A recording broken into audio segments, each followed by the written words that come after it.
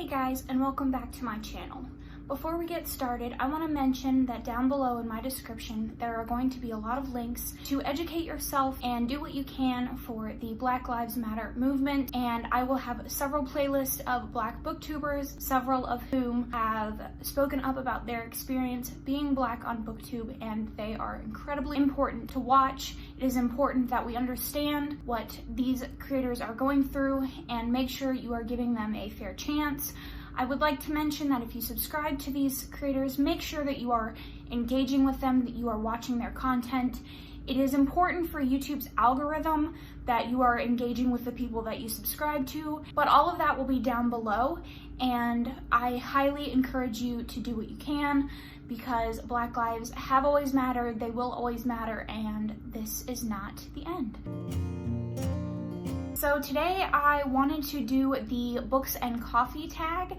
I was tagged by Jamie over at Library Says. If you are not familiar with Jamie's channel, I highly recommend you go check her out. She is like my go-to channel whenever I need to like de-stress. She's incredibly calming, her recommendations are great, and she just has like this very soothing personality that you just like want to be her best friend, and like she's great, and she reads some really great books. So I highly recommend that you go check her out. I will have her video linked down below. I have my tea. It's actually not coffee because I have exceeded the amount of caffeine that I need to intake today.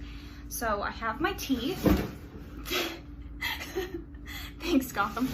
It is in my partner's cup and it says Crazy Cat Guy, but Gotham, thank you. So the first prompt is black coffee, and who likes black coffee? I don't know, can't relate.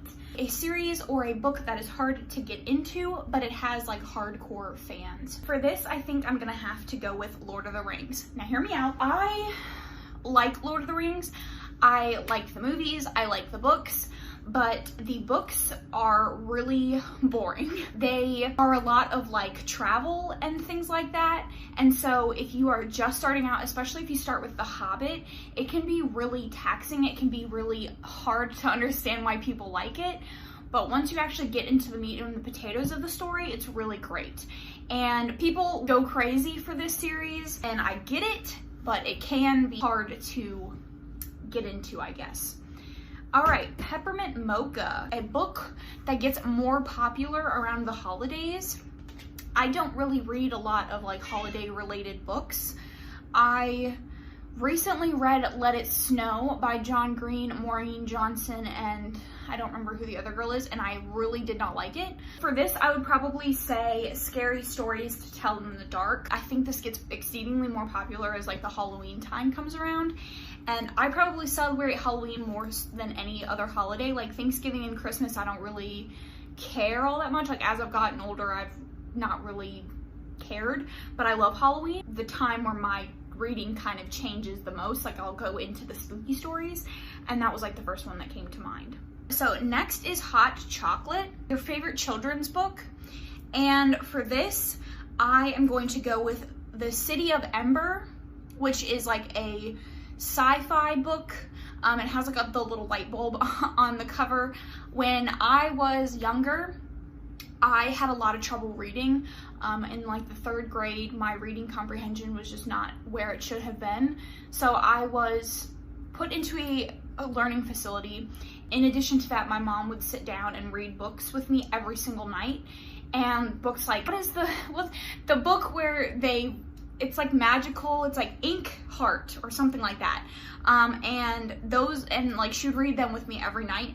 And The City of Ember is like one that I consistently think about as time goes on. I'll always be like, what happened to that book with the light bulb on the cover? And I think that one has just stuck with me, even though I couldn't tell you a single thing about it. All right, next is Double Shot of Espresso, which is where it's at for me. A book that kept you on the edge of your seat the entire time.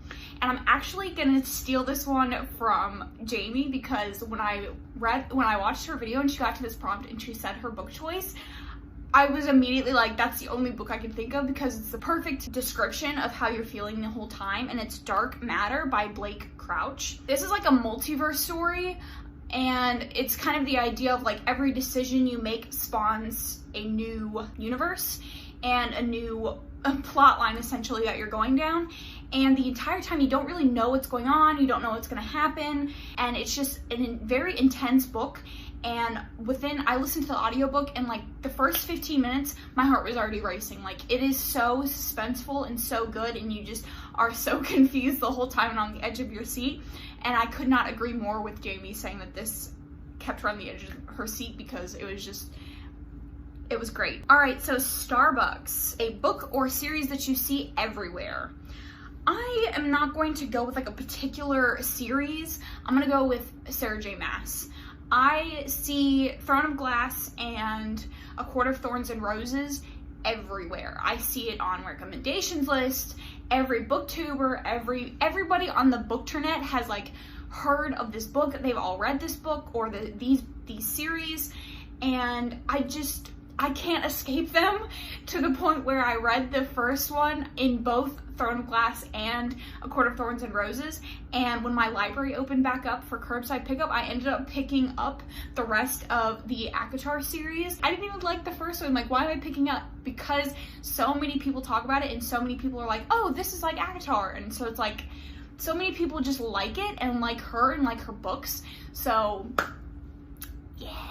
Hipster Shop, and this is an indie shout out. So I want to shout out Rebecca Witherspoon. She writes romances, more on the smutty side, so if you're not into that, then I don't recommend that, but if you like smut, go for it. She is a fantastic writer. She writes fantastic sex scenes, and you know someone's a good writer when the sex scenes are good. Next is Oops, I Got Decaf.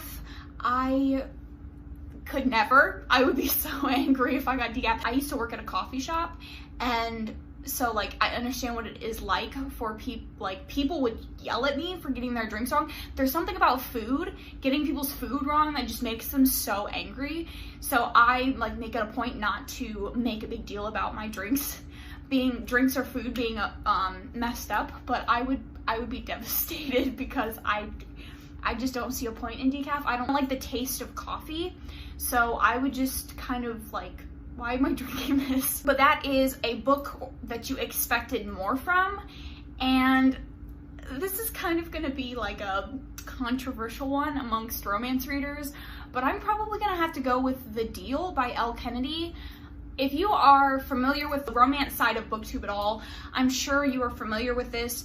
It's a new adult talkie romance, and it is a fake dating situation, and it's like so hyped up and everybody loves it, and I didn't love it. I ended up giving it 3 out of 5 stars. I didn't really find it like top tier. I didn't think it was amazing. It was just not everything that I was hoping it would be, and yeah. The last prompt is The Perfect Blend, and this is a book that is both bitter and sweet. The Book Thief. This is probably in my top favorites of all time. It's a very emotional experience. It's set during World War II, which in and of itself, it's an incredibly devastating time in world history, and so you kind of go into this book expecting to feel certain things and have the characters going through certain things, and so that in of itself, you're already kind of going in a heavier mindset. The narrator is Death,